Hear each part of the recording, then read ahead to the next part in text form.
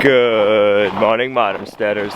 Good morning. It's a nice brisk 5 degrees out this morning. It got a lot colder than I thought it was supposed to get last night. I'm looking forward to getting back in the house and get a fire going. We need to take care of all of our animals this morning. They want to eat so they can warm up too. So, we need some milk too. We need some milk. Sure do. Sure do. And the goats need some hay. And then we need to get ready to start working on our shipping container build and get everything ready for that. Come the chickens to greet us. Morning, chickens!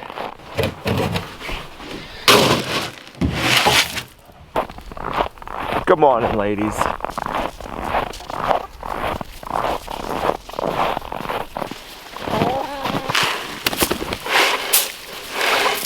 There you ladies go. I'll spread it out for you.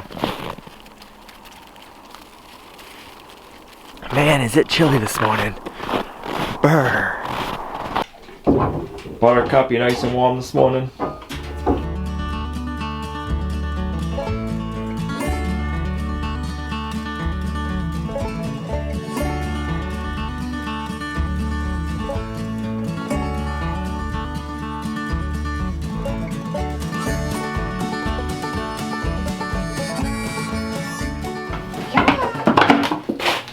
So graceful getting off that stand, Buttercup. That's how it would look like too.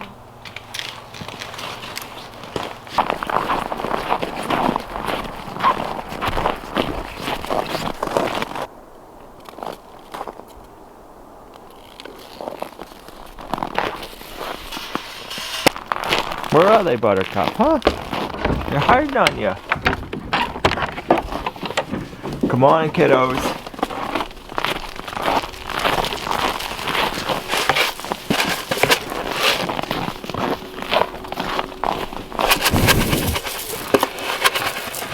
There you go. And then Hope and Little P have been spending the night back here so they can eat more and have a morning breakfast. Look at Hope go. Sheesh. Because they are pregnant. I bet you she is pregnant. She just had a breakfast in that stall and now she can't wait to get back out there and eat more. I can't wait to find out how many babies she's gonna have.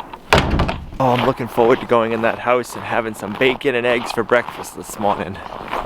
Are you? I am. It's gonna feel good on this chilly morning. I need to feed the fire some more.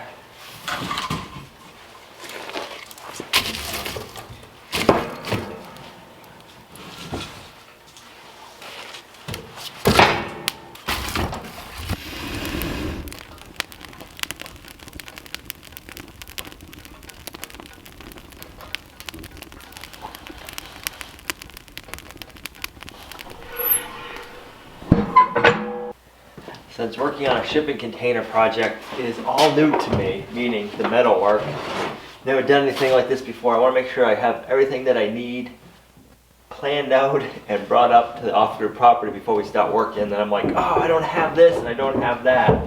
So today I want to go through, see what we have, see what we're gonna need. And we have 2 generators at the house. We have like a whole house generator that's big enough to power our whole house, but it's portable.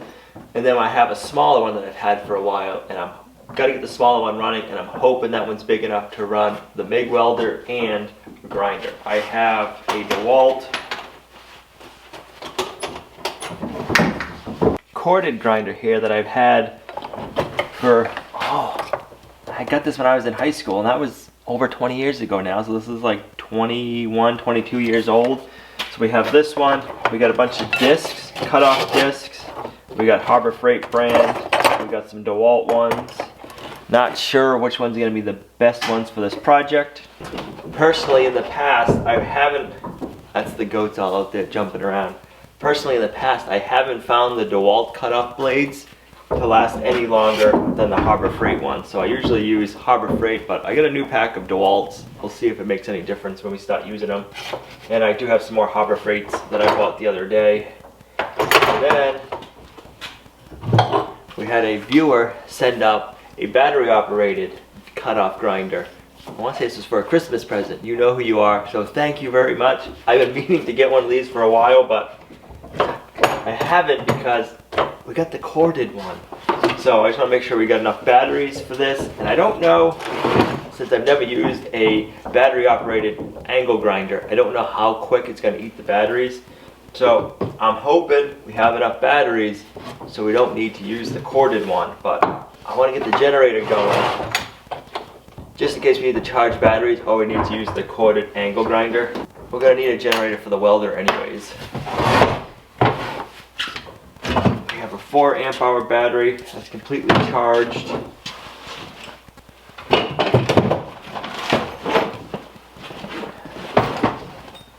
One of the nice things about using all the same power tools is you end up with so many batteries. This one is a 4 amp hour one. Yep. That one needs to get charged. Another 4 amp hour completely charged, and we should have a 5 amp hour one. Nope. I know we got a 5 amp hour one. Gina's weed whacker came with a 5 amp hour one, and it's over on the charger. So I'm hoping these are enough batteries to run everything, but you just never know. Where was the one that needs a charge? Right here. So we have what? 3 4 amp hours, 1 5 amp, and then we have 2. These are 3 amp hour batteries. I used to do carpentry work with wood, not with metal, so don't want to say I'm procrastinating, but I'm a little hesitant with going forward with the next step on the shipping container project. If you cut a hole in the metal and you mess it up, it's not as easy to fix as if it's wood. So I'm just making sure we have everything we need and have it right. We're gonna need some clamps. I might need some stronger C-clamps like these ones, but a little bit bigger. So we're gonna be making an angle iron frame for around the window. We're gonna need to clamp it in place, and when we cut the metal opening, the metal's most likely gonna go boing and bow. Whether it's got a damage in the area or not, when we release all that pressure off of that 40-foot long container, we're gonna have some spring there. So we're gonna have to get our angle iron in place and clamp it straight before we weld it. So I don't think that's gonna be heavy duty enough. So if you can think of anything else we need in our metal fabrication tool bag, leave it in the comments down below. I've done a little bit of metal fabrication on 18-wheelers and vehicles, but never on a home or a structure, so I know there's some things we're missing, and I'm gonna pick up some more clamps. But it seems like my tool bag's a little light for this project. So now we need to go up and see if we can get the generator running. This generator's been sitting for, I want to say 2 or 3 years since the last time we ran it. I ran it out of fuel last time, so hopefully it starts no problem. We'll find out in a minute. So then we'll test it out and see if it works with the big welder, and if it doesn't, we'll have to get our bigger generator out. But I'm hoping I can use the small one. It's just easier to transport it. Tell you what, it hasn't warmed up at all. Alright, so the last time I used this generator was either 2 or 3 years ago. We just got done with our pig harvesting. That night we lost power, and we had all of our pork in our freezers, and it wasn't cold yet, so we had to get 2 generators going. That was before we bought the new one, to run all of the house and the freezers to keep them running so we could freeze the meat. That would not have been good if we would have lost all that pork that we had just freshly butchered. So it's been sitting around ever since. So let's check everything and make sure it's got oil. This is a Coleman PowerMate generator. It's a 3,750 watt peak running generator. So it really has 3,000 running watts of energy when it's running. The whole 3,700 number, that's just like, we could be that much power, but we're really not. We're really only 3,000 watts. So I'm hoping 3,000 watts is enough to run the MIG welder. I think it'll be close, so. There we go. Yeah, the oil level's right there, so that's good. And we'll get it filled up. I bought some good non-ethanol fuel the other day. Oh yeah, it's bone dry. I got non-ethanol fuel just for this last night.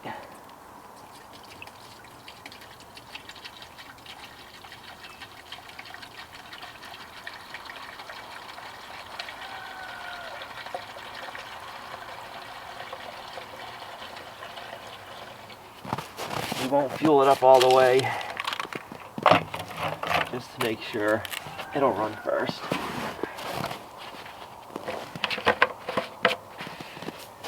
Alright, let's go choke and on.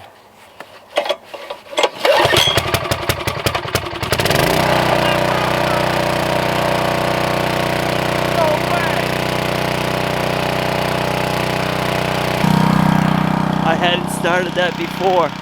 That hasn't been started in a couple of years. That gas tank was bone dry. I can't believe it fired up like that. So when we're done using it this time, I'll have to do the same thing. Run out of gas and then just let it die on its own. And then we can put it away for storage. Man, I am totally surprised. I figured we'd be spending an hour this morning trying to get that running. That's good though. We'll get it down to the shop and we'll try it with the MIG welder. As long as that goes good, I need to run to Lowe's and get a few items for the window project, so that saves me some time. Puts a smile on my face.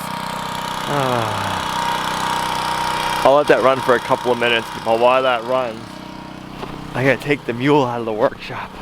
I had that in the workshop so it would defrost. The tracks were pretty icy. And that way I could give it a good check over and make sure all of our bolts and everything from when we mounted the tracks were on there good.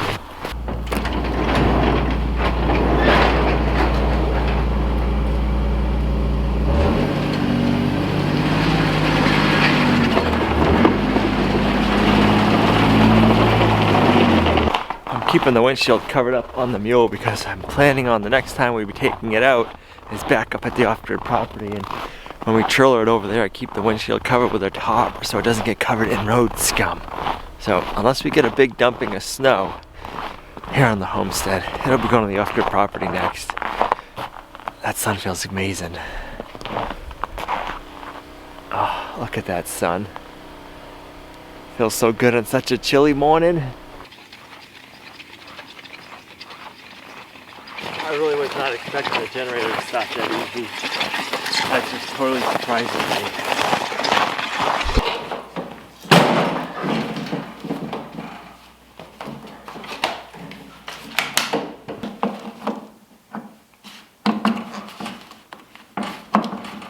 There we go. We'll get this outside. And then we'll get the generator fired up. I'm curious if the generator's gonna start up that easy again. Put it on, turn the gas back on, and we'll choke it. Maybe we don't need too much.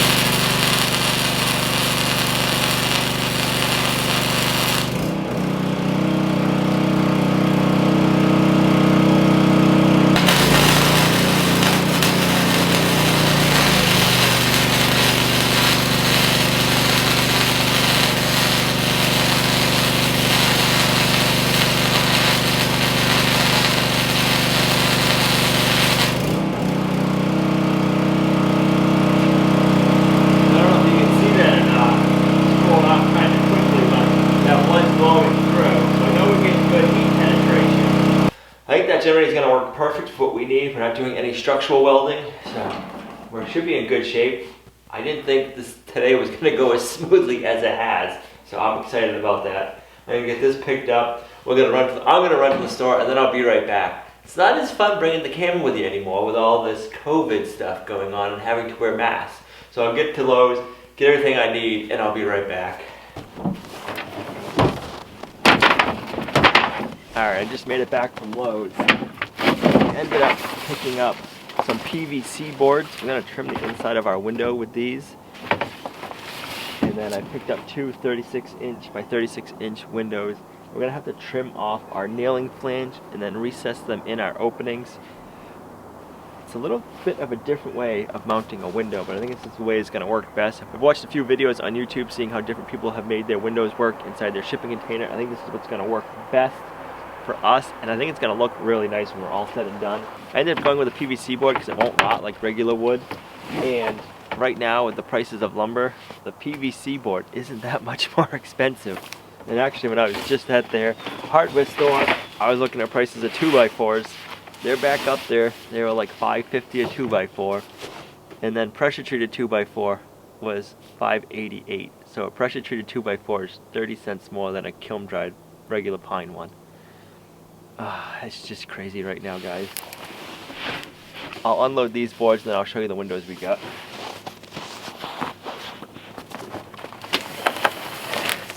We got the Reliabuilt brand from Lowe's. These are their windows I keep in stock, and believe it or not, we have two of these in our basement, and they're just as good, if not better, than the ones we put in the upstairs of the house that were special made and custom ordered. So I've been happy with these ones in the past.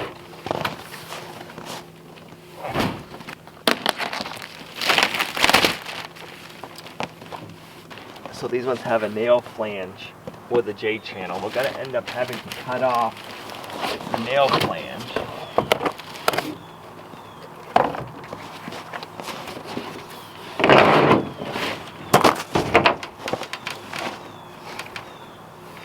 We can do that with our grinder. We'll just cut right along the edge and get rid of this nail flange. But I wanted the J channel right here to hold the window in. So we're going to have to do a little bit of some different mounting for the windows. Let's see, we're going to get some measurements off them so we know how big to make our rough openings. So they're 35 3/4 by 35 3/4. If we make our rough opening 36 and I want to say 1/4, because we want our rough opening 36 by 36, but we got to allow for our 1/8-inch thick angle iron all the way around. So we'll make our rough opening 36 1/4 by 36 1/4, and then we'll cut. No, we're gonna make it bigger than that because I want to put our PVC boards on the edges right here. So we're gonna want to make that. Just thinking out loud as we're figuring this out. So we're gonna want to go 1.5 inches by 1.5 inches. So let's say 36 1/4, 37 3/4 all the way around is what we're gonna want for our rough opening. So I'm just going to put that in the notes.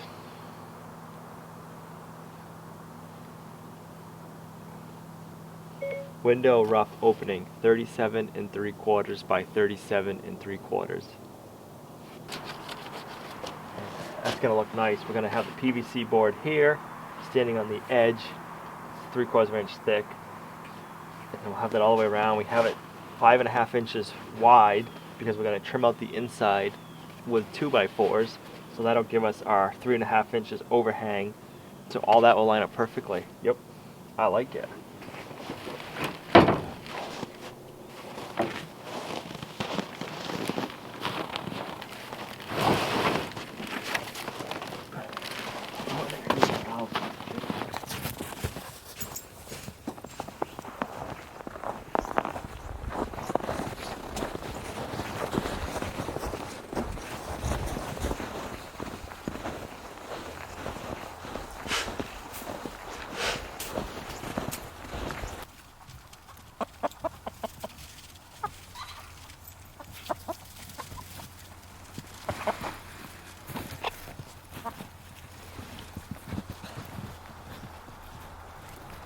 No eggs today.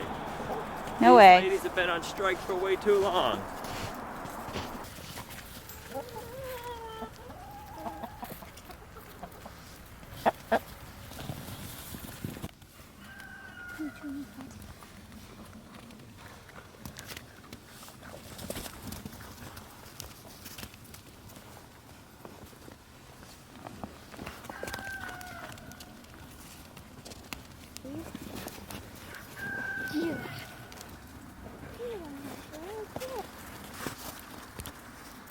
Well, I hope the other chickens laid eggs for us today.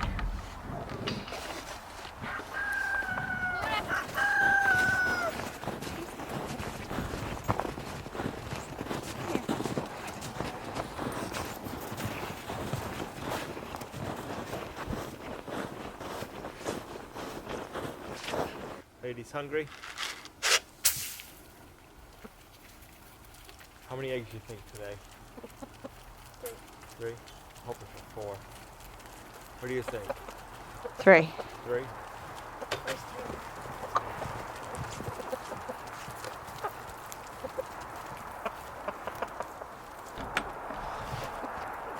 One. 2. What the heck?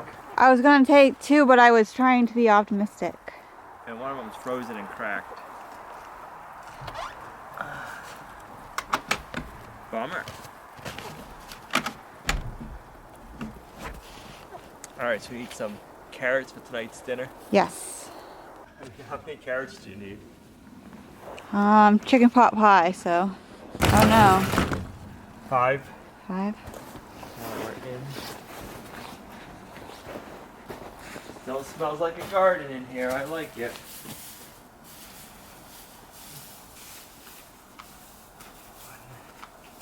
2, 3, 4, 5. Is that good? Looks perfect.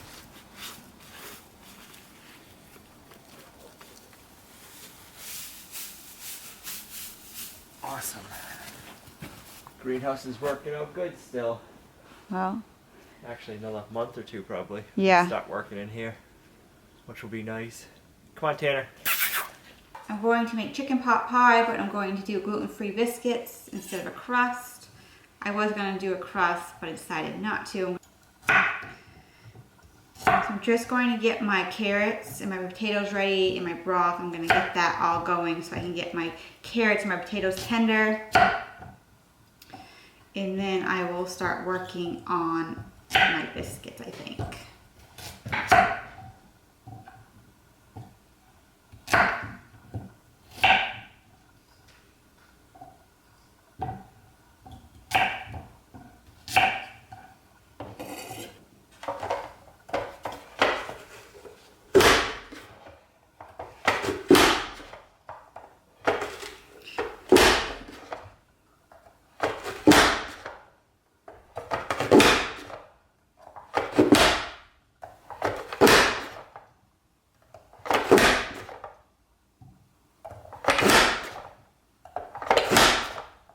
So I did about, I think there was 5 carrots, good sized carrots, and 5 small potatoes. And I'm just gonna get this boiling in my chicken broth until it's tender. And 5 cups of broth.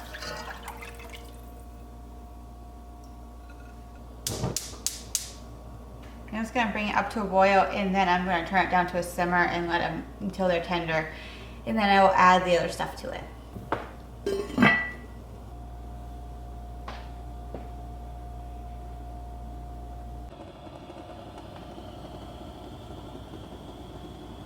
Now I'm gonna make the gluten-free biscuits, and this is King Arthur's gluten-free 1-to-1. The other one I was using, I don't have enough to do 2 cups. So I'm gonna spoon this in.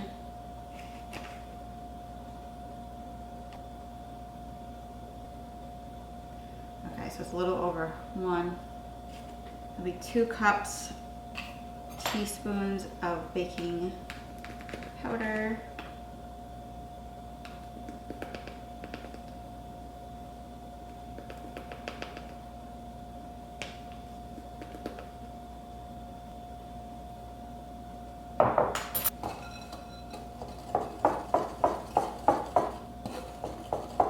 There.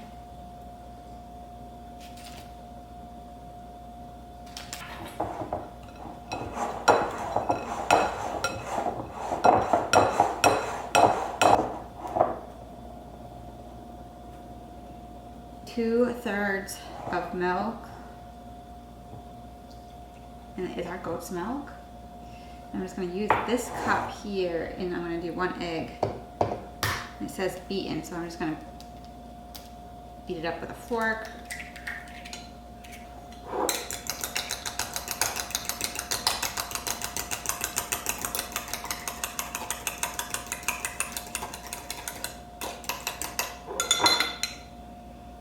Got it in there.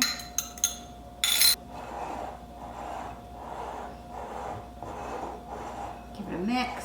Get the onions and the celery and the garlic all cooked up and going.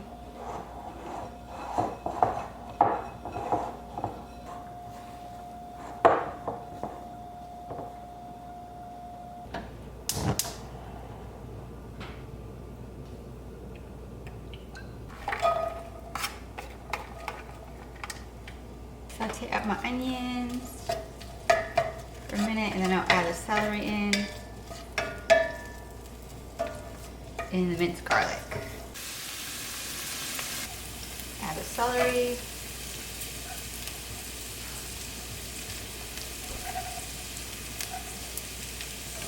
Haven't had celery in the house for a while.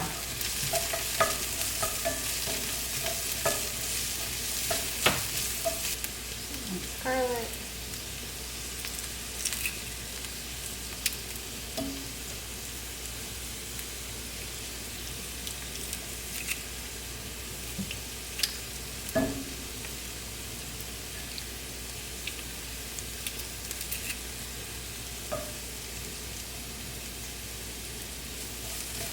Add 3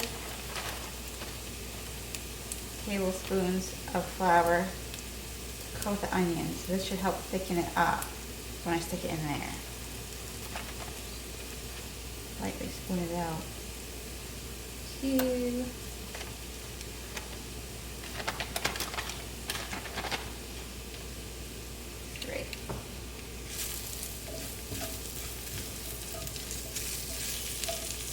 Add a 1/3 cup of milk to my broth carrots potatoes.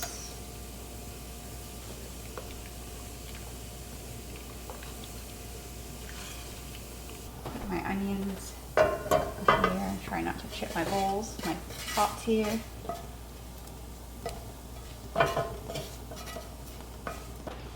Stir that in. I'm gonna add my chicken. I didn't forget it.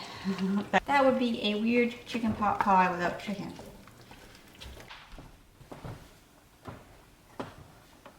Put this in.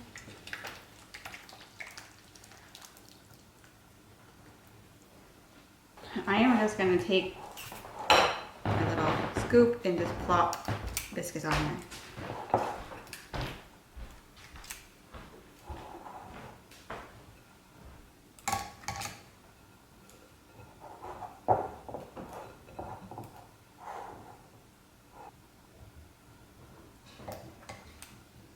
And I'm just going to stick it in the oven.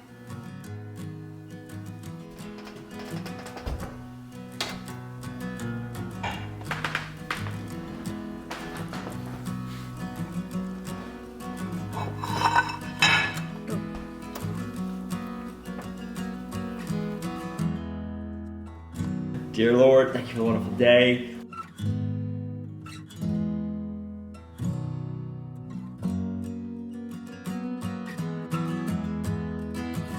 Amen.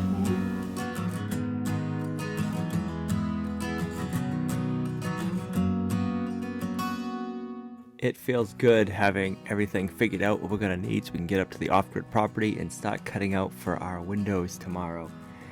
I'm getting excited to get this project started. At first it seems a little daunting when it's something completely new, but once you sit down and figure it out, at least for me, that's when I'm like, all right, I'm ready to do this now. So looking forward to tomorrow. Hope you guys are too. If you enjoyed today's video, give it a thumbs up. Thanks for coming along on our homesteading journey. You guys are a huge blessing to us in our homestead, and we'll see you right back here in the next video at Lumnah Acres.